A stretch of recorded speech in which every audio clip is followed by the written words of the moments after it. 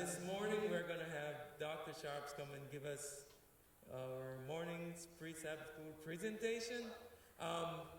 He's no stranger to us here at Light Bearers, so he doesn't need a whole lot of introduction. All we know is the doctor, so the doctor knows what's best in this context, because God knows what's best. Amen? So without further delay, we'll invite Dr. Sharps to come and give us our health presentation this morning. Thank you.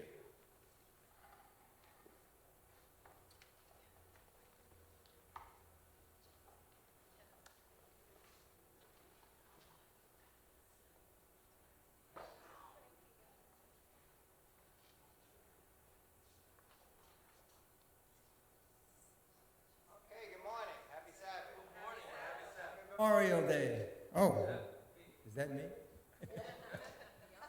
Voice crying in the wilderness. Okay. Well, happy Memorial Day. Happy Sabbath. Today's topic is going to be Let Food Be Your Medicine. This is a very, very powerful presentation. It's a foundational presentation. If you really appreciate this, you will understand how you actually can use food and God's original medicine to actually add 15 to 30 productive years to your life. It's the most powerful system known to man for preventing and reversing all chronic degenerative diseases. So we're going to talk about some principles. This is... Oh, yeah, we don't want to do that. We don't want the microphone. Now can you see? Okay. Yeah, so by letting food be your medicine, you can add 15 to 30 productive years to your life. Okay, and that's what we're going to talk about today. And you'll see that at the end of this, there's irrefutable evidence for the superiority of the plant-based diet. So that's some of the things that we want to explore today. Now let's look at the body. There's basically 7 requirements, 7 things that the body needs to get from food. Okay? It needs water, it needs carbohydrates, it needs amino acids, fatty acids, vitamins, minerals, and enzymes. That's what it needs. Those are basically the requirements. And so there's all kinds of foods that you can pursue to do that. And before we talk about this food being your medicine, let's put a context. The context is going to be the health continuum, and the continuum from wellness to illness. And basically there's 4 levels of health. There's dynamic vitality, there's optimum health, there's suboptimum health, and there's debilitating illness. What we're going to do, can you see that? The yellow one is hard to see? That's a suboptimal. I'll try to explain. Yeah, sometimes, depending on the background. But I'll explain it. But there's 4 different levels, and what we're going to do is show basically how people fit into these groups. There's a percentage of the population that fits in. So what percentage would you think of, for example, that would fit into dynamic vitality? Okay? Whatever you thought, if you said 5%, it's about 5%. It's not that many people. Okay? You see this guy, he's really happy. As a matter of fact, these are the kind of guys who want to hit, they can do almost anything. They can eat anything, they can eat nails, they can eat the worst food in the world, and they're still walking around. Now, they can't do it for too long, but that's based on their genetics, based on a lot of circumstances. Only 5% of the people fit into that, though. But look at this next area, optimum health. What percentage of the people would you think fit into that category? Okay, and that's about 15 to 20%. Okay, you can see he's pretty happy. Happy-go-lucky, Gets a headache once in a while, maybe goes to bed in a couple of hours, drink some water and stuff. But this is the area, this is the interesting area, suboptimal health. And that's where 70 to 75% of the population fits in. You see this guy, him? No other practitioners have a clue of what's going on. So at the end of this, you're going to have a good appreciation for why there's most of the people are in it. This is everything. This is headaches, colds, every cancer, high blood pressure. 70 to 75% of the population fit into this area. And then there's debilitating illness. And unfortunately, there are some people who, due to genetics or whatever reason, no matter what you do, they need life support and things of that nature. So, but fortunately, if you notice, at the 2 ends, it's about 5%. So about 5% have dynamic vitality. So another 5% basically needs conventional medicine, needs life support, etc. for some reason or another. What we're going to explore today, what you're going to see, we're going to show you how this can actually reverse with that, and you can have 70 to 75% over here and 15 to 20% over here. And you're going to see why and how, why these people are doing well and why these aren't. And you can see how it is easy to swap those positions. Okay, so let's explore that. And what we're going to do is we're going to look at something called the hierarchy of nutrients. A very unique way of looking at diet. People talk about fats, carbohydrates, protein. You hear about all these different plans and approaches. You got the zone diet, every diet known to man. South Beach diet, all these different diets. Basically, I'm going to show you something where you'll never be confused about diet again. All the different diets out there, you can look at them in terms of how they honor the principles we talk about today. If they fit into these principles, they work. And you'll see why they don't work, because they don't necessarily fit into these principles. Actually, there's two things you need to do. Today's presentation, this morning's presentation is the foundation presentation, but then this afternoon, look at proper food combining. You're going to basically know 99.9% of everything you need to know about nutrition. You go to school for 100 years, you can listen to all different kinds of theories, but you're going to know everything you need to know. And nobody will ever fool you again, whether they have a third-grade education in common sense or they have 15 doctorates, PhDs, etc. This is the most powerful way of looking at diet and nutrition. And you'll never be confused or allow anybody to confuse you again. So it's a very unique perspective for looking for making food choices. And there's a lot out there. Very confusing. Many different approaches. So, in order to do this, though, to understand this hierarchy of nutrients, this is yellow. It's kind of hard to see. What it says is there's 4 fundamental principles that you have to honor. 4 fundamental principles, okay? And if anybody wants a copy of this, just let Bliss know, and I'll be happy to make a copy available to him, and then you can have them. Then you can read the yellow again. You can see them more clearly. So let's look at what those 4 fundamental principles are. Okay, and the first principle, God wants us to thrive, not just survive. That's the first and most important principle to understand. When he put us on this planet, he didn't put us on this planet to struggle, to just grow around. He wanted us to thrive. He loved us when he created us. He loves us all the way through, and he wants to love us for eternity. Okay, so he wants us to thrive. That's the first principle you want to look at when we look at this hierarchy of nutrients. The second one is God gives us what we need most in the highest quantity. So if he loves us and we know we have this important need, he doesn't have us hunting and pecking and looking all over the place trying to find it. He makes it available in the highest quantity, what we need most. We talked about those 7 requirements. Remember we talked about enzymes, carbohydrates, the protein, all of those different things. Whatever we need, he gives us what we need in the highest quantity, what we need most. The third principle, God gives us what we need most in the easiest available form. Not only is it high quantity, but you don't need a map to go and find it. It's very easily available. So highest quantity, easiest available form. And the fourth principle is this one. God provides all our nutritional needs. Okay, so when we look at this, what I want you to notice is when we get to the end of it, see if what I propose fits these principles.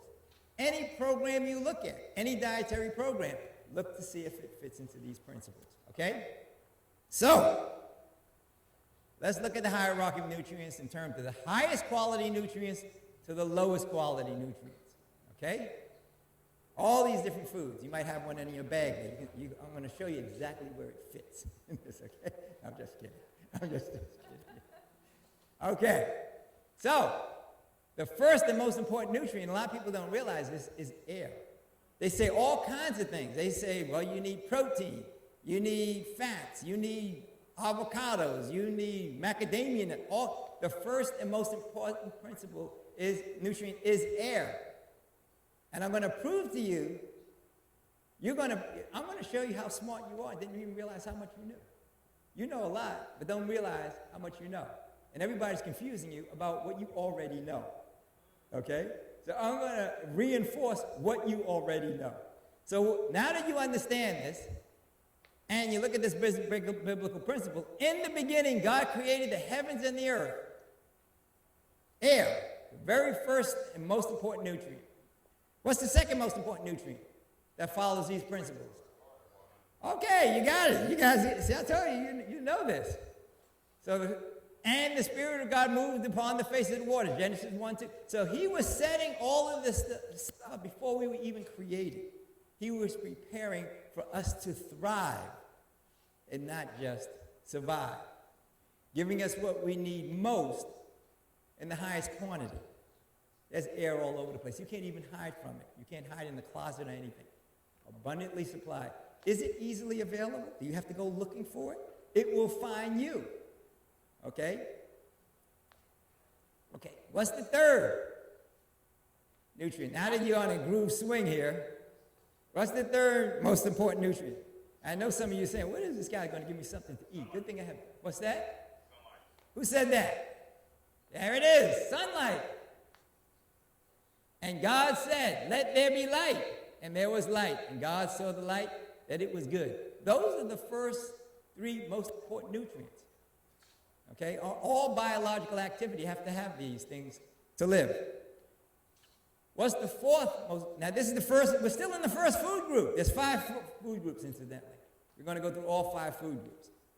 There's one more element, one more nutrient that fits in that first food group. What is it? That's right. Earth. And then we go, remember we did Genesis 1, 2, there, 1, 2, 3, and 4, and we're going to wrap right back around to Genesis 1. In the beginning, God created the heavens and the earth. Earth. So now, we're going to look at some context. So this is the first food group. Anybody getting hungry? You feel satisfied? Say, wow, I got all of it. I didn't realize how full I was. I had my air. I had a little sip of water. It's got a little bit of sunlight. And I'm in the earth. I'm working in the gravitational pull and everything. So, we're going to look at the second food group. Now, remember all those things that you go to Whole Foods or Safeway or Giant? What is the first and most important nutrient in the second food group? I'll let you think for a while. I know you know the answer. And some of you don't want to say anything because you want somebody else to have a chance to say something. What is in that next food group? Abundantly supplied, immediately available. Who said that? Who said that? Who said that? Speak up. Fruits. And God said, behold, I have given you every herb-bearing seed and every tree in the which is the fruit of a tree. Genesis 1:29. Fruit. Now, what's so important about fruit? Why? Let's look at it. Let's kind of look at it. But first, let's look at my favorite author outside of the Bible. She says, the more we depend on fresh fruit, just as it is plucked from the tree, the greater will be the blessing. Okay? Kind of a crazy statement. Well, let's see if she knew what she was talking about. Let fruit be placed on the table in abundance. But let's take a closer look at fruit. Let's kind of dissect it. Put it under the microscope and see what it's telling us. Okay? So let's look at this fruit. First thing is air. Where do we get all of our air from? The leaves of the trees are the lungs of the planet. The leaves put off what? Oxygen. What does it need for structural integrity? Carbon dioxide. What do we expel? Very soon we get rid of the carbon dioxide, it feeds them, and then we get the oxygen from the plants. Perfectly synergistic relationship. As you go through this, you're going to start to understand some of the implications of why this planet might be in a little bit of deep trouble. Okay, because buildings don't really breathe off oxygen. Concrete does not breathe off oxygen. They take your carbon dioxide, but they don't give anything back. Okay? So, let's look at the next element. Water. All fruit are high water content. Right? All fruit are over 80% water. Most of it, watermelon's over 90% water. Okay? So you got your air, your water. And what about sunlight? The sunlight is locked into every seed. And then the earth, the dust of the earth, provides all the nutrients and elements for man's optimum health and vitality. If you really understand fruit, fruit is a cocktail of air, water, sunlight, and the earth's dust.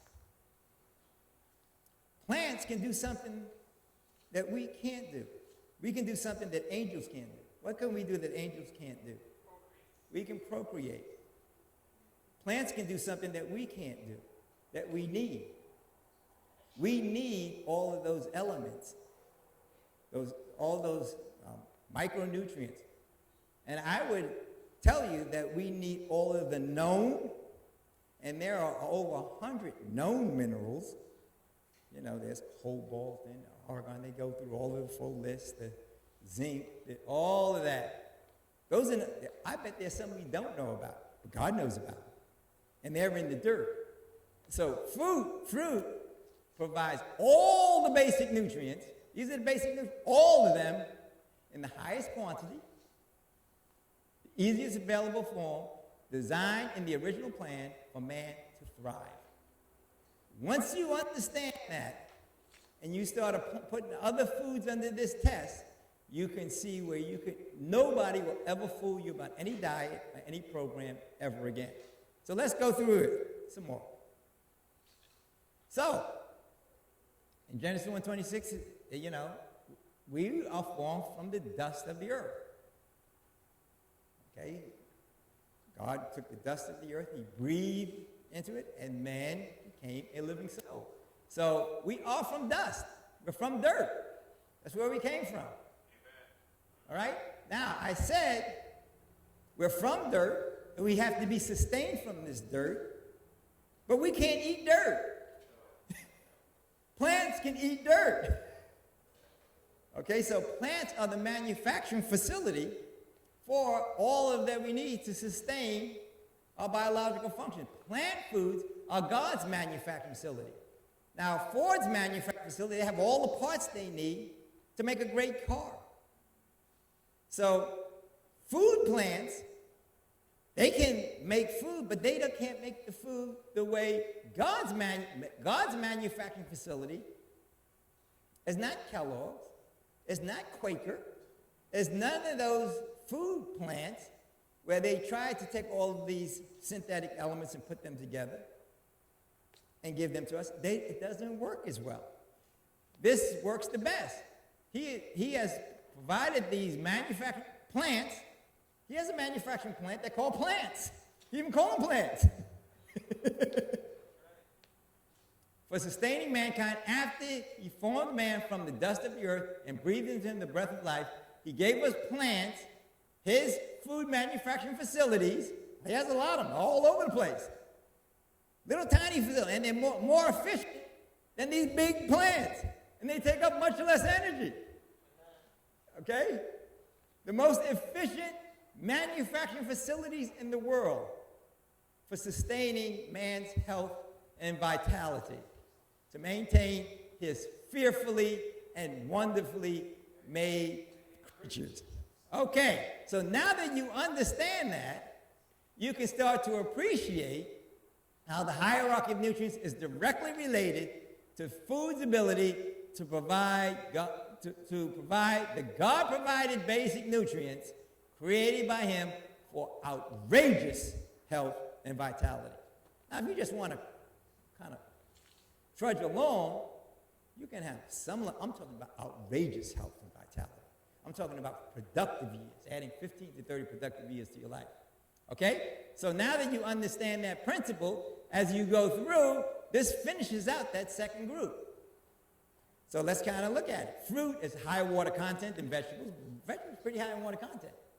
Fruit are over 80% water, but these are usually over 67% water. So you have the water, the air works the same way, has leaves.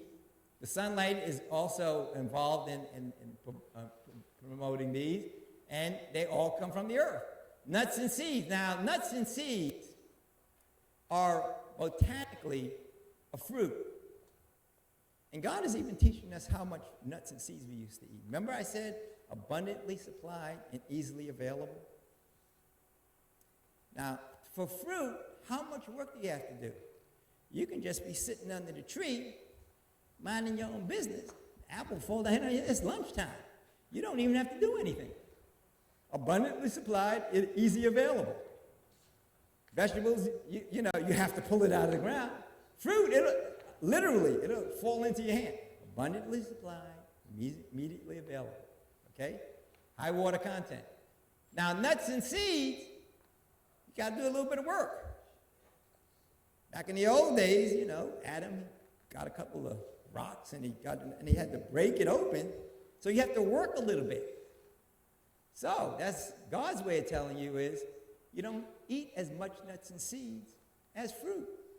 You work enough to get what you need, then you move on. Whereas the fruit, you can eat a lot more of that. See, so you get all of these less abundantly supplied, immediately available. Okay? These are all the basic nutrients. All of these contain this. Why? Because they come from God's manufacturing facilities called plants. Okay? So, anybody want to, we're going to the third food group. Anybody want to hazard guess what composes the third food group? Anybody? Who said that?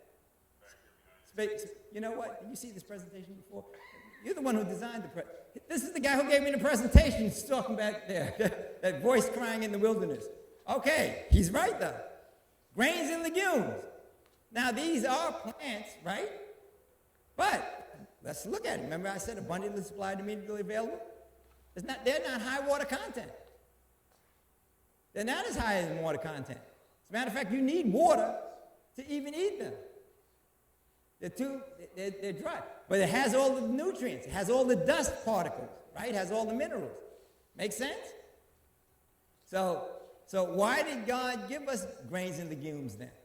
Well, what is the advantage of them if all you need is fruits, vegetables, nuts, and seeds?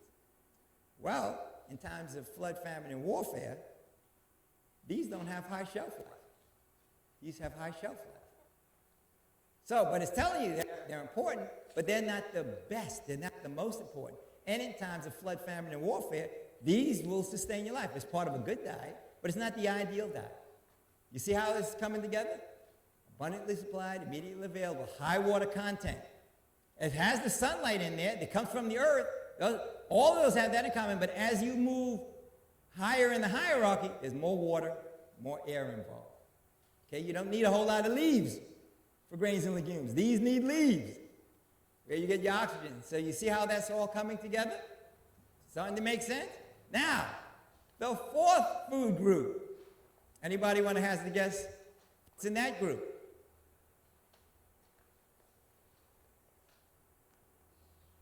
Flesh foods, dairy. I mean, you can eat them. But, is there water in there? Yeah, there's water in there. There's water in dairy also. Sunlight, not a whole lot of sunlight. Not a whole lot, there's minerals. But when you eat flesh and dairy, you're getting all of these, all of this, all of those minerals secondhand. So you can get it, and you have to make your body work a lot harder, but we talked about adding 15 to 30 productive years to your life. A lot of times it takes more energy to break this down to get what you need, those basic minerals, than what it yields in terms of vitality. And I'm going to give you a little bit of perspective on that as well. Just stay tuned. So this is in the fourth category, but it's part of a poor diet. You're not getting these as richly as you do in the fruits and vegetable categories. Now there's one more category. What's that last category? I heard somebody say that. Processed and refined foods. That's part of the worst diet. Now, it has, where's the water? Where's the sunlight? Where's the air? Nothing. These are the man's manufacturing facilities produce these foods. And there is an advantage. Who's that handsome guy over there? Where's my charts? Oh, okay. Okay. Now, you say, yeah, well, in times of flood, famine, and war, yes. I mean, you can't get anything. Even the animals aren't around you. These are survival. Remember we said the first, to thrive and not just survive. These are survival foods. These are not thriving foods. So when you can't get anything else, yet, where do most people spend most of their time? When you go shopping. They're getting things that are box cans and bottles. So there are manufacturing facilities that produce this, but it's not God's manufacturing facilities. His manufacturing facilities are called plants. Okay? So, essentially, remember we talked about the wellness continuum? When you look at this, remember we said it's about 5% here, about 15 to 20% here? That's why. They're eating here. And about the 70 to 75%, they're eating here over. And then the advanced illness, they're spending too much time here. So when you put it all together, the hierarchy of nutrients, here's the health continuum, here, and here's the hierarchy of nutrients. And if you look at where most people's diets are, it's down in this area. Okay? The processed foods, the fresh foods, etc. But the good news, there's a couple of pieces of good news here. Number one, based on your requirements and capacity. Remember we talked about that 70 to 75%? We want to switch them over to be in the optimum health rather than the suboptimum being 70 to 75%. Make them the 15 to 20%, the 70 to 75% being in the optimal health. Based on your requirements and capacities, you just chip away to go up as high as you need to get into this chart in order to get that level of health and vitality that you want to have. That's how simple this is. And that's why I was saying I was going to show you how you can add 15 to 30 productive years to your life. Now, if you have a low health quotient, like I had, I was blessed with poor health. I was very sickly up until my 30s, 40s, 50s. Okay?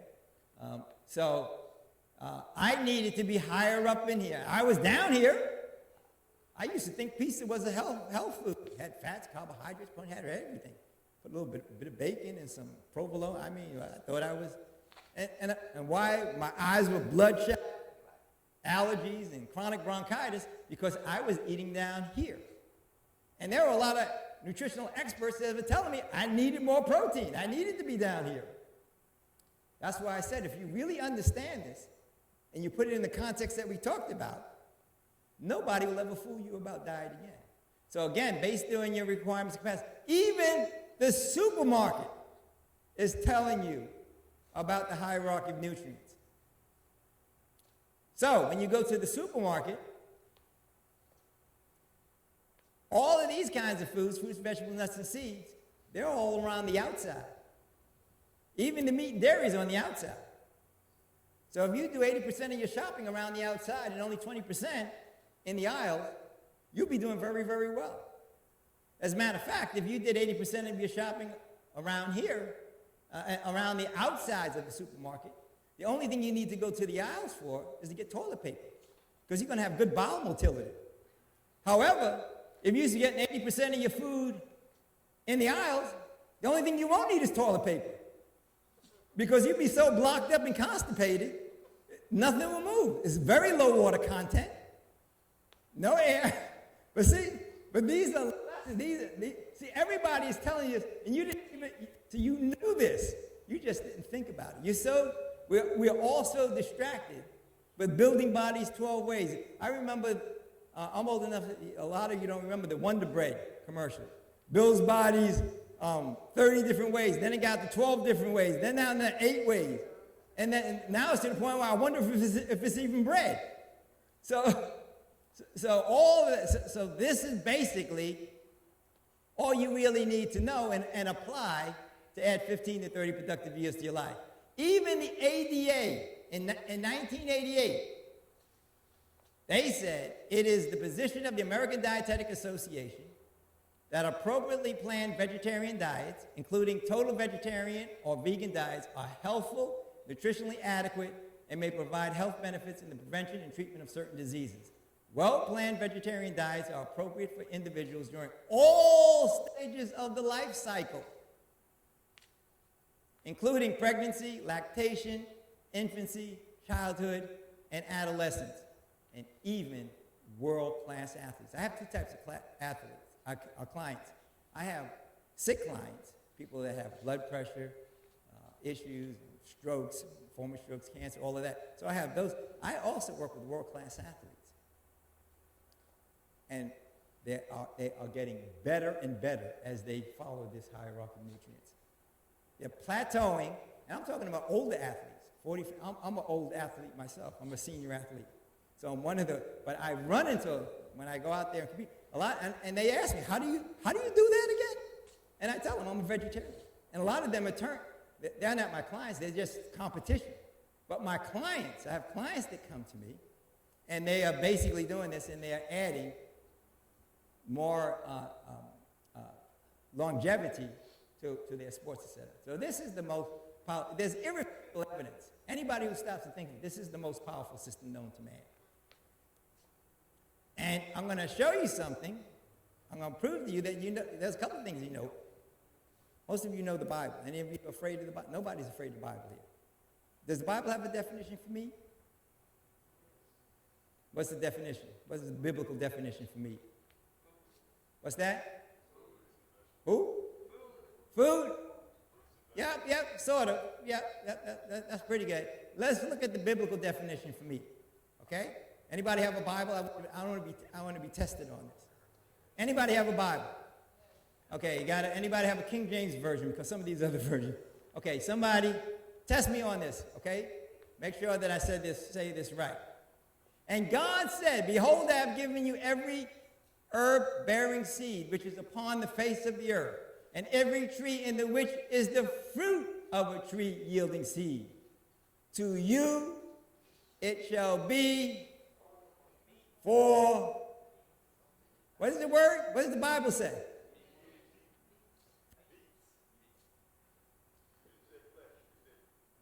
Meat. And so there is a definition. That's the meat that God wants. So he wants us to eat meat, but that's the meat. Every herb-bearing seed. So that is the biblical definition for meat. What about the animals? Keep that Bible open.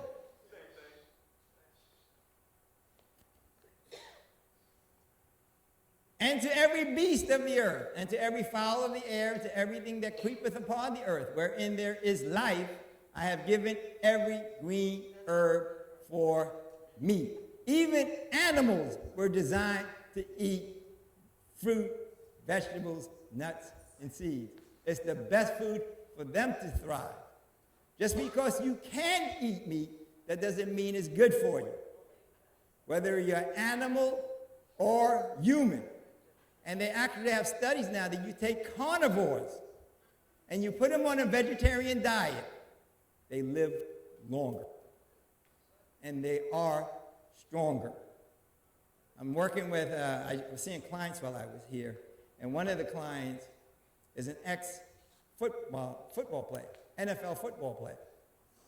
He was 250 pounds when he came to see me. Actually, he has cancer. He's down to 189 pounds now. He's stronger now that he's 100% vegetarian than he was at 250 pounds. He was telling me that he pulled out this 400-pound chassis out of his car by himself. The guy is, he's built like me, very muscular. See, I have a special fiber suit that gives the illusion of leanness because I don't want to distract you from all these massive muscles underneath. And it works pretty well. I know a lot of people want to die from it and say, you know what, I'd rather get that suit. But this guy is strong, very stronger than he was with more than 50 pounds. So there is irrefutable evidence. People just don't want to go there. They want to listen to all of this protein, etc. But now I want to tell you a little trick. This is what God has designed. God has given man a dietary plant with a root system to absorb the nutrients through the roots and into the foods, and man partakes of the same elements that he was made of in a plant-based diet. Now, let me show you how smart you are. I want to ask you a couple of questions. What percentage of food, what is the percentage of your vitality and your energy that comes from food? What percentage do you think food contributes to your vitality and energy? What percentage of your vitality and energy comes from food? What does food contribute? Anybody want to hazard a guess? 20? What? Most people think 60 to 80%. Okay? It's not that high. But let me show you how much you know. How long can you live without food? Days. Well, and we have Bibles here, right? You can live without. Jesus fasted for 40 days. How about Elijah? How about Moses? I can even fast for more than 10 days. I did my internship at a supervised fasting facility, and there was one guy. Now he's over 300 pounds. So let's give you some context. He had nothing but water for 100 days. And the interesting thing about it is, after the 80th, 7th day, he started to gain weight.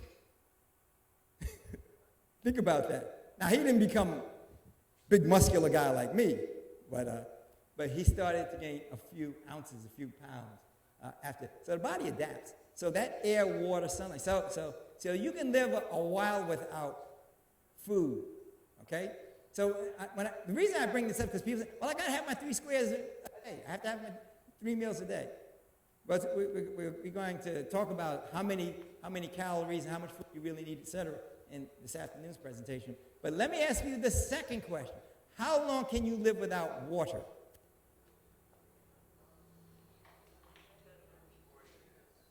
A couple of days, you said? It's about 5 to 10 days. I mean, I don't recommend it. But you can live without it. And you hear about these earthquakes, et cetera, and people, they find them 6, 7 days. So you can live without water for 7 to 10 days. How long can you live without sleep? Try it sometime. You start going batty and you lose your orientation, you get weak, everything. Physically, mentally, everything starts falling apart. About 5 to 7 days. So you can live without water longer than you can live without sleep. A lot of people can't live without 1 to 2 days of sleep. They start crashing very quickly. Now, the first and most important question, how many days can you live without air? 0. You can't live 3 to 5 minutes without air. So, the original question I asked you, how much does food contribute to your vitality and energy? Food contributes 5% to your energy and vitality. Water contributes 15%, sleep 24%, and air 56%. 80% of your vitality and energy comes from air and sleep. You can have the best food in the world. You try to cut off your air supply and your sleep, and you will be a functional vegetable. You have no energy. Once you understand this, you don't worry about, I'm home from work late. I got to have my steak dinner because I need energy for the next day's work. I have people that think like that. They think they need to have 3 meals a day. That's why fasting is the most powerful healing thing, because then you get that air, water, sunlight. Sleep, those are the things that you really need for your vitality and energy. So you say to me, so what am I eating for? What do I need food for at all? Now, food does contribute up to 95% of your cellular replacement. So you do need, and the cells replace itself. You're dying off. But I'm going to give you another rule of thumb. The older you get, the less food you need, and the less food you eat, the less food you need to feel comfortable, the longer you will live. I have many clients They're in their 50s and 60s, bringing their 80 and 90-year-old grandmothers or grandfathers who look like me. They look pretty terrible because they wear these special fiber. Without the special, see, I had the special fiber suit to look this lean. But they without the special, they're lean. Now, they look pretty strong, and they're cantankerous. I want to be like them. As a matter of fact, they come into me and they say, Doctor, my grandma won't eat. Or can you tell Ma to eat? And she's all crazy. And I said, will you leave me alone? Blah, blah, blah. And I said, that's why she's still alive. Leave her alone. The less she eats, the longer she's going to live. She's following her instincts and not listening to all the experts, including their loving sons, daughters, and grandchildren. So, when you're small, you need a little bit more energy. But even then, what is the only food you need for the first 5 years of life? What's that? Mother's milk. What is the constituents of mother's milk?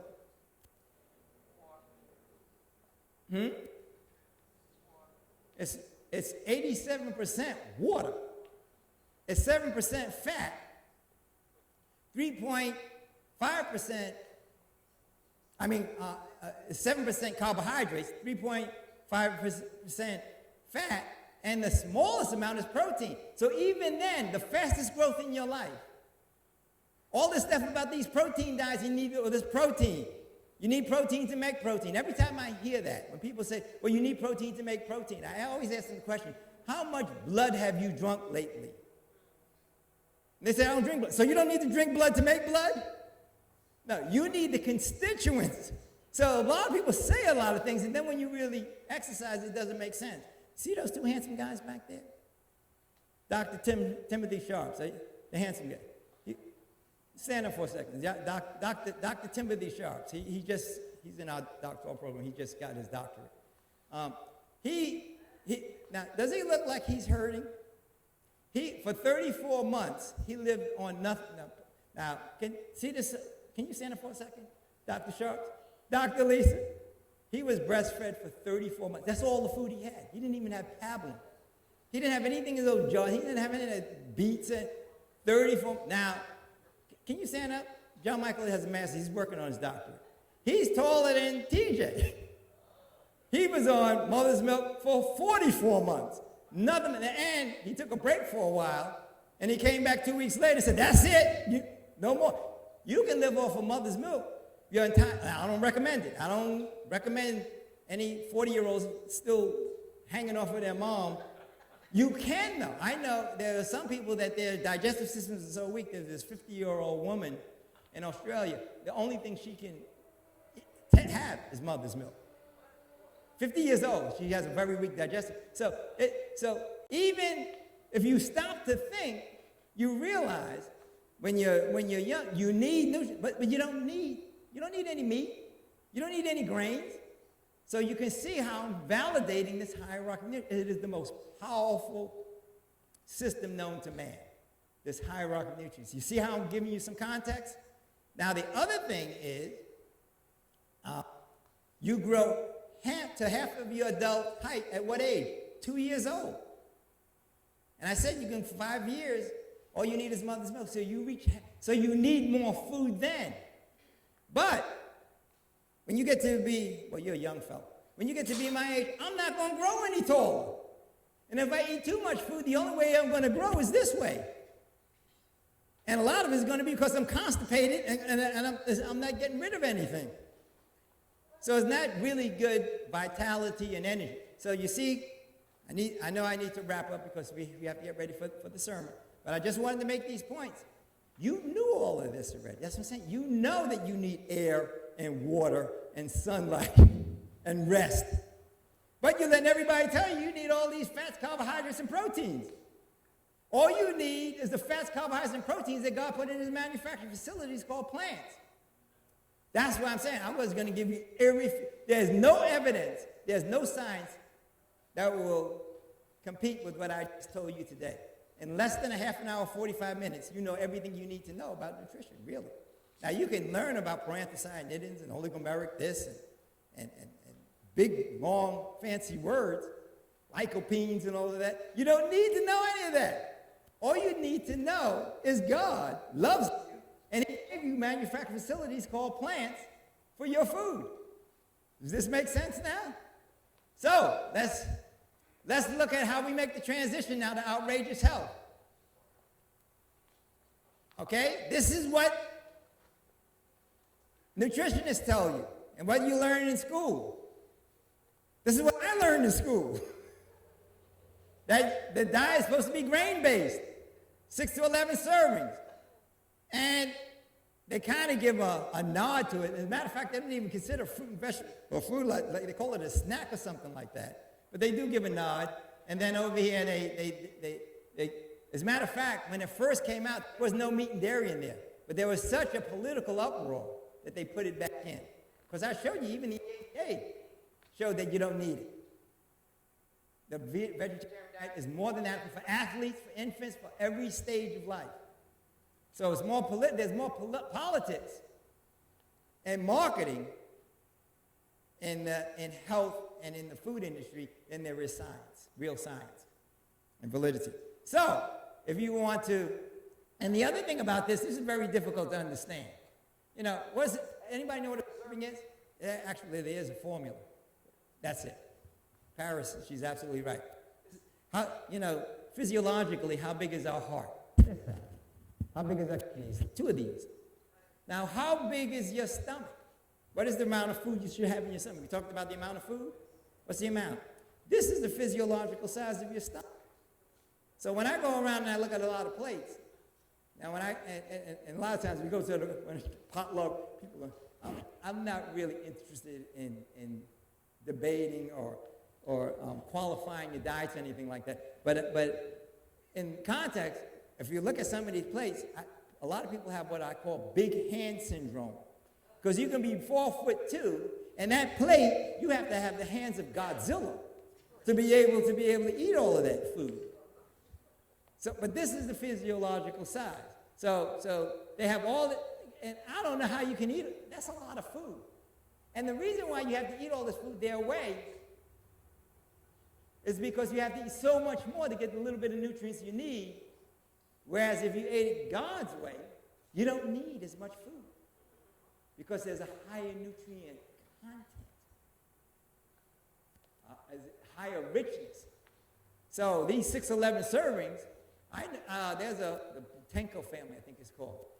And this guy, he went on a 20-mile hike, and he had 3 oranges. That's all he needed. He didn't need all. He was a vegetarian, so we get addicted to foods, and just like anything else, you have to get unaddicted, but you don't need all of that food. But so if you want to eat according to hierarchy of nutrients, the base should be seasoned foods. And you notice, I don't say anything about certain. Eat as much as you like. Eat as much as you feel comfortable with. As a matter of fact, when you follow the hierarchy of nutrients, you don't get up to these cravings and everything. You eat to satisfaction, not to satiation. Let me give you an example. If I gave you a raw potato, say, here, give you 5, and eat as much as you like. After you finish eating about half an hour, you know what, Dr. Charles, I feel pretty good. If you're hungry, you might eat a whole potato. Okay, you might eat a potato and a half. Now, if I took that potato and I made French fries out of it, you can eat 2-3 potatoes worth. And you're looking for seconds. And if I made those potatoes into potato chips, you can eat 5 potatoes worth of potato chips. Now, a potato is only 125 calories. You make French fries out of it, it's about 500 calories. Make potato chips out of it, it's 800 to 1,100 calories. See, so I don't need to even tell you anything about manage your diet. It's self-manageable. You don't see anybody picking out saying, I need a banana fix. I got to have a banana. Now, you say, I need my potato chips. I need my popcorn. You never hear anybody say, I got to have my apple. You don't see any fruit fixes out there. Or if I don't have my celery, I'm going to claw somebody's eyes out. You just don't see it with fruits, vegetables, nuts, and seeds. You see, so you know all of this. You just didn't reflect on it. So that's how easy it is. and then season. So that's the best, and season the best. Again, eat as much as you like. Now, when you start getting up here, when you're talking about energy and vitality and outrageous health, what I say here is you eat based on your requirements. Now, if you're a world-class athlete, or you're very active, or you have a very strong digestive system, then you can eat a little bit more of those foods. But if you know that you already have some kind of a sickness or illness or has some health issues, based on your requirements and capacities, you want to cut back on the cooked foods, the beans, etc. So you have to manage this accordingly. And then other foods, eat very sparingly. And that is a way that you can basically not have to have all kinds of formulas and everything. Just use your just natural feelings and naturally get into a lifestyle, a diet that makes sense, that's not as stressful as a lot of us want to make it to be. And God's plant-based original medicine will add those 15 to 30 productive years to your life. It is the most powerful system known to man for preventing and reversing all chronic degenerative diseases. And I hope you can see that now, and that's why I went through these examples, and to show you, in terms of your energy and vitality, you don't need to eat all of that much food. And that's coming, and information is power. And so now you can understand how food can be your medicine. And then when we talk this afternoon, and you add this other principle, so you know about 82.5%. Tonight, after seeing that, you'll know nobody will ever fool you about food again. And I'll show you how you can just yourself. And if you notice, I didn't use any words. I know multisyllabic words. You don't need them. You don't need them. This is all you need. Just simple principles to basically add those 15 to 30 years of your life. So let me kind of wrap up. I hope this was kind of helpful. And I want to wrap up by saying, God loves us. He created us, wants us to thrive, not just survive. Gives us what we need most, abundantly. What we need least, He doesn't make available at all. Abundantly supplied, immediate available, and supplying all of our needs. But we even with all of that, He's just basically just knocking on the door. We have to invite Him in. You look at the adversary, though. He'll kick down the door. He's banging on you, and he's showing you this ice cream, and he's doing this, and he's doing all kinds of things to push you into his way of doing things. So we have a choice. The choice lies ahead of us, and we all can make that choice today or tomorrow. And some of this does require prayer and fasting. The way I like to say it is simple, but not easy. Because you got an adversary out there. Because as smart as we are, and you saw how smart you are, we showed you how smart you are. You guys shouted out the answers as we stopped to pause and think. And you know what the blessing is? You're pausing and thinking today. We call it the Sabbath. We need that time to pause and think because there's so much confusion. There's so much going on out there. So many distractions. But if we take time and ask Him and invite Him in, I'll give you a very practical example. This hierarchy of nutrients. You don't see anybody talking about that. Nobody. I know all the health systems out there. I know a lot of the professionals. I don't mean personally, but I've read a lot. I've studied all the different health systems, a lot of the experts. They don't talk. You've never heard this hierarchy of nutrients. That came to me after I was baptized. I told you, I was blessed with poor health. I was very sickly. I had heart problems in my 30s. Both of my grandparents on my mother's side died in their 50s. One of them a stroke, 55 and a 56, and one of them a heart attack. I'm not supposed to be alive today. So I was very sickly, but I'm never stupid. Most people know me and say, he's not stupid.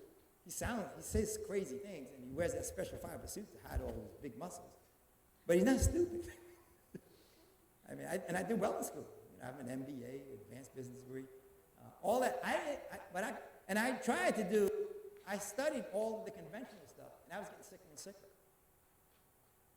It wasn't until as I started reading the Bible, and I'm not going to go through that long, but after I was baptized, and after I learned all this, which was back in 1993, I said, you know what? I had a lot of knowledge, had a lot of information. Yeah, like I said, I don't use the big words, but what I did was I prayed, and I said, you know what? I want to be able to, I worked in IBM, and this will be hard. One of the things they say in IBM, net it out. Whatever it is, you say everything that you say. All that 2 hours for us, say it in 2 statements. So I asked God to give me a chart to net it all out. And he's the one who gave me this hierarchy of nutrients. You saw that chart? I can talk to that one chart that I had up there that had the different levels of health and the hierarchy of nutrients. I can talk to that. I can use that one chart. And I can speak it for 2 minutes, and I can speak to it for 20 hours. I can go on. And when you come this afternoon, you're going to see, everything is based on it. So if you really understand this, nobody will ever fool you about health again. This is the foundation of all of the health systems. All the health systems that honor this, these principles, are what will give you outrageous health and vitality. It's the most powerful system known to man. The most powerful system known to man for preventing and reversing all chronic degenerative diseases. There are 7 factors for health. I'm not going to go into all the details. This, and there are 8 laws of health, which you understand, this satisfies those 8 laws.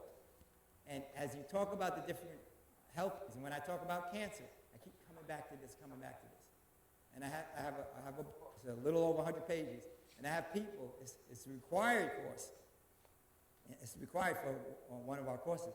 But they read it 4 or 5 times. And the more you learn, the more you know, the more you stop and think, the more you appreciate how powerful God's original medicine is. And so my point is, as I stopped, because I was confused. I mean, all these different systems, the Ayurvedic diet, the macrobiotic, that's what came to me. And the point I'm making is, God will solve all this for you, no matter where you are. But the point is, one of the things that I found out, and I read the Bible several times, cover to cover, different versions, King James Version, NIV, NL, all kinds of different versions. And I found out there's 4 things that God does not know. Is that amazing? All powerful, all wise. And tell me if I'm wrong. Help me. You help me with the meat definition. Help me with this. This is what I found, and I can't find the answer. And if you can give it to me, I want to be able to go back to the old days. All that stuff that I used to do. And if you can tell me where I'm wrong, I'll go back. Because that was a fun, this is hard sometimes. Actually, I'm enjoying it now. If I try to sneak back, I didn't realize, you adapt to those things.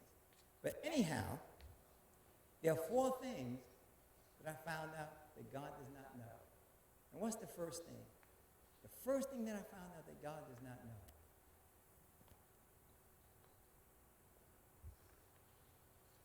He doesn't know a sin he doesn't heal. And then there's a second thing that God does not know.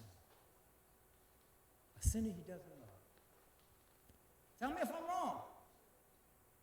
The third thing that God does not know is a sin he won't forgive. And then the 4th thing that God does not know. He doesn't know a better time than right now to come to him, all who labor and are heavy burden. And he will give you rest. Happy Sabbath. Thank you for your time. Thank you.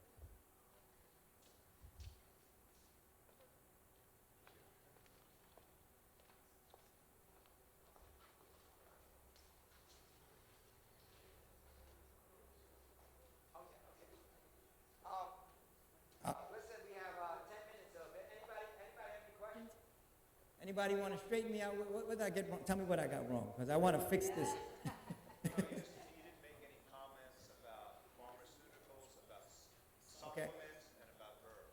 Okay, a very good question. First of all, where will pharmaceuticals fit in the hierarchy of nutrients? Yes, it does. Everything. Everything you put in your mouth fits. See, that's what I like about the hierarchy of nutrients. It fits in the fifth category. It fits in the fifth category. Okay? Now, herbs, they are plants. They're vegetation. So they're in the second category. They're in the fruits, vegetables, ginkgo biloba, Gouda cola, hawthorn berries. All of these are vegetation. That's medicine. That's God's medicine. God's medicines are manufacturing facilities called plants. They're called herbs. They're herb-bearing seeds. So that's where the herbs fit. Okay, the pharmaceuticals fit in the last group. And guess where most of the supplements, over 90% of the supplements that you buy from the store come from? They're in the fifth category. They're manufactured. They're synthetics. They're the elements. See what they're trying to do. See, one of the things that God did is once it's interesting. If you go through all of Genesis, I memorized all of Genesis 1. And I go through it all the time. And it's amazing. When it goes all, and I didn't emphasize one of the things, and which said, when he finished everything that he did, he said it was very good. He didn't, and I'm looking, and you guys have Bibles. I look. I can't find any place where he called the task force or committee and got Moses and Elijah and Noah and said, get together and help me to make it better. I can't find it. If you can find, help me, because I literally can't get out of Genesis 1. So that's where it fits in. So your medicine should be your food, and then what are herbs? Herbs are concentrations of certain nutrients that have an affinity to certain organs, like the brain. Oxygen. Now, ginkgo biloba, Gouda cola have amazing oxygen carrying ability to the brain. So that's why it helps with Alzheimer's. So God has his medicine. See, that's what I'm saying. This is the foundational presentation. When I get into the cardiovascular, I'm talking about food group number 2. That's what I said earlier. This is, no matter if I do one presentation seminar, this is what I do. If I do a 20 presentation seminar, I do this one first and the other 19 are based on this. That's why I said this is very powerful. Does that help? Answer your question? Okay. Yes. Oh, I forgot. You have to have a name for a question. So retroactively, tell these, because when you have these intelligent questions, they should say, that's smart. Tell them your name. Okay. That was Ken. Okay. Anybody else? You still have to have, you can be pretty, but you have to have a name. Tamiki. The percentages again. 56% of your energy and vitality comes from air, 24% from rest, 15% from water, 5% from food. Okay, good question. And 95% of your cellular replacement comes from food. But as I said, you don't need to replace that many cells after full growth. That's why you need less food. That's why you see some of these muscular guys, vegetarians, they figured out, you can be big and muscular just on a 100% vegan diet. As a matter of fact, in my book, I talk about Andreas Carling. Andreas Carling was 100% fruitarian. He was Mr. Universe and Mr. Europe for 3 years in a row. He ate nothing but fruit before, during, and after his training. And he had bigger and finer cut muscles in all of his meat and dairy eating competition. Most of them won't do that. When we were in California, Elisa remembers, I worked with the Oakland Raiders. And one of the guys, he was 6'7", 275 pounds. He didn't want me to tell the other guy that he was a vegetarian. And I said, why? This guy was big, massive, muscular. He said, because when he was in 6th grade, they used to pick on him all the time. I said, nobody's going to pick on you. And he said, no, now it's my competitive edge. He was he was in his mid-30s. He said, oh, no, I don't want them to know I'm a vegetarian. I want them to be eating all that meat and dairy. He wanted to be big and strong. See, so it's kind of interesting. And that's why I said this works for for full-scale athletes, for any stage of life, it's the most powerful system. I hope that was helpful. Tamiki? Okay, that was Tamiki and Ken. Anybody else? Any other erudite folks in the crowd? Yes. You still have to have a name. Okay. No, I didn't forget. You got to tell them. Yes. Hydroponic. They grow because they live in an apartment. Yes, hydroponic. Yes. It's never the same as growing You just answered. I tell you, you know more than you know. It's never, but it's better than in a laboratory. That you're still using God's approach. Anything that approaches God's. For example, I'll give you a better example. Not a better, but a similar example. People always get confused about water. They say, what's better? Mineral water or distilled? Now, distilled water is the best. Now, because God's way of providing water. Now, in the beginning, was there any rain? There was no rain. Remember? There was no rain. The water came from bottom. The way God made water for us to drink is the sun. Remember the sun that we talked about? It heated the large bodies of water. The planet is 70 to 75% water. Abundantly supplied, immediately available. Remember we talked about that?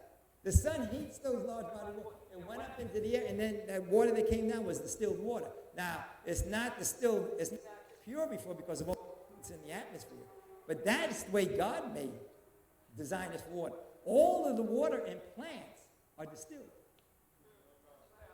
It's distilled water. So the reason why I went through this is we have our own distiller. Of course, 149, it's not much, but we distill our water. So it's not as good as what God does, but it is in harmony with his approach for giving us water. It's the purest kind of water, and water, in addition to nourishing the cells, is also the transport system for pulling out all of the waste. So the purer it is, the more waste. If you have all this extra stuff in there, then it can't pull out as much. So the hydroponic, to get back to your question, is close to the way God is doing it. It's not a manufacturing facility where you're just taking a bunch of synthetic elements and dehydrating them and doing all kinds of things, and then throwing some sugar and this, that, and the other thing to titillate the palate. And hydroponic fruit, or hydroponic vegetables, you're not going to be addicted to that like you will to potato chips or French fries. See, so that's why I went through a lot of these principles, so you can answer a lot of this yourself once you start understanding this. Does that make sense? Olga?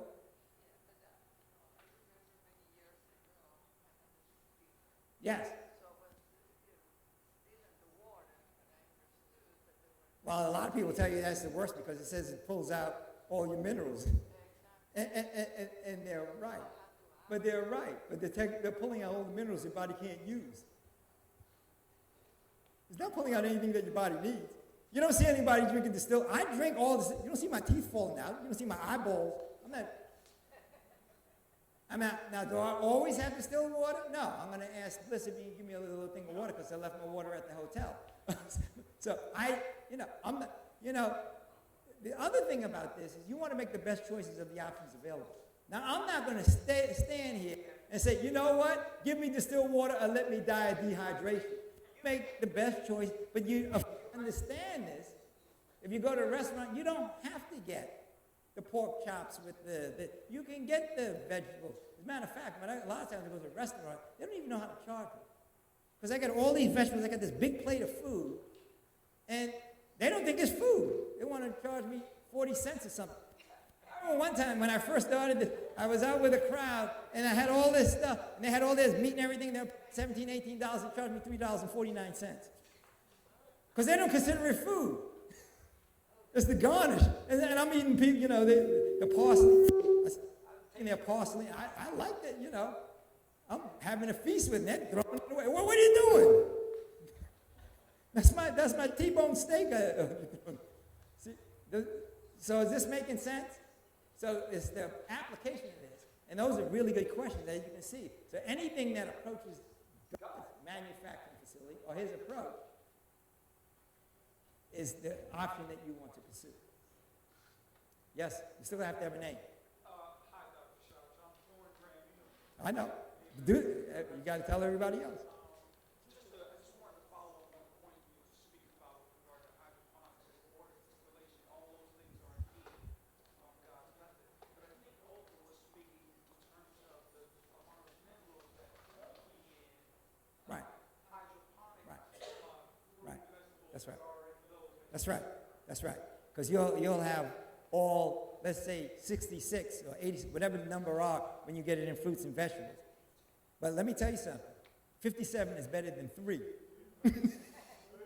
Remember, what they call fortified?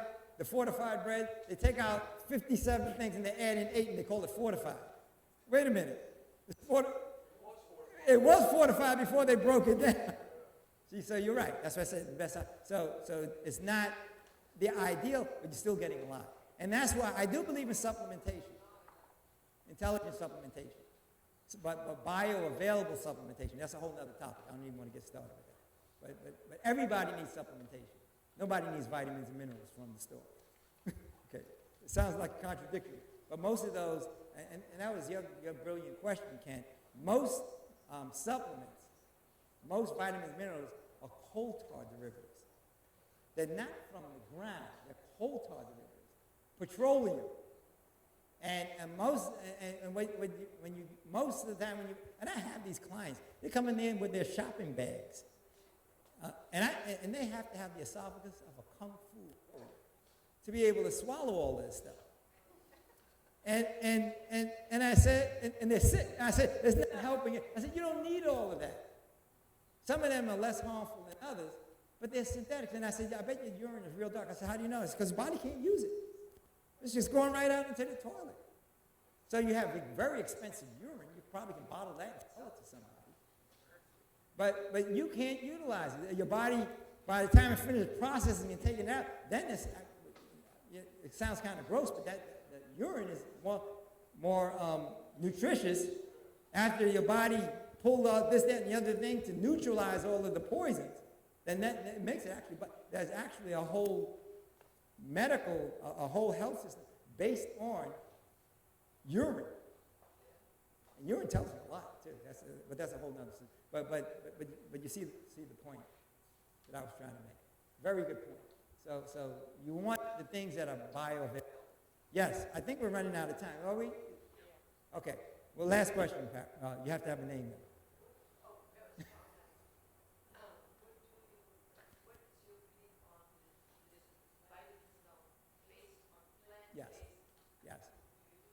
Yes, absolutely. Any food-based supplements. And to answer your question, when you see the supplements and has all these herbs in there, that's part of the supplementation. And I'll tell you another thing that's really good. Those green powders, the superfoods, those are made from vegetables. Now, it's not the ideal because the water isn't, but you put it in water. But it's the original. Anything that's close to the original. So that kind of supplementation is good. That's what I do. I have a super green thing, and it's herbs and ashwagandha and this. Anyway, thank you for your kind attention. I hope this was helpful for you.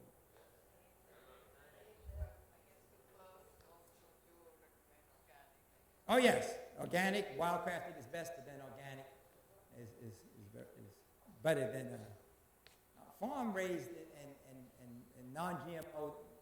Don't get me started. Maybe this afternoon we can talk some more. We talk about food and body. Okay, thank you very much.